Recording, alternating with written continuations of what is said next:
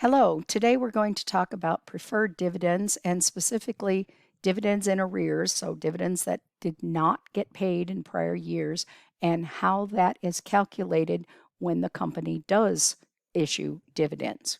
Okay, first of all, preferred stock. Preferred stock is a second class of stock after common stock.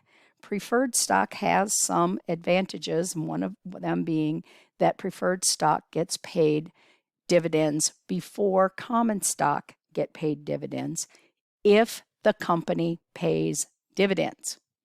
If the company doesn't pay dividends in a particular year, then nobody gets any dividends. But the preferred stockholders will get those dividends if they pay dividends in the future. And that's what this problem is about. Okay? Dividends on preferred stock are based on the par value of the stock and the interest rate that is stated. Here we have 2,000 shares of $50 par value stock, preferred stock. Again, it has to be cumulative preferred stock in order for them to receive back dividends. If it's non-cumulative, then they don't get any back dividends. Okay, so this is $100,000 par value, 7% preferred cumulative stock.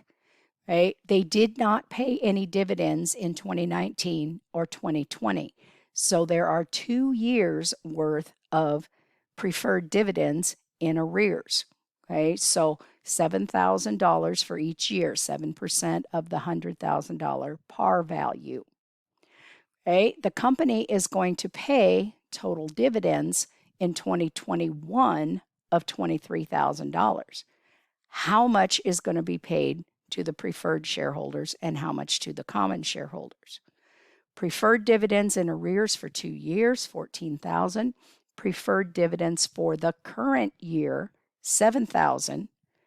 Total that, $21,000 is what is going to go to the preferred shareholders, and the common stockholders are going to get the remainder, which is $2,000. Thank you.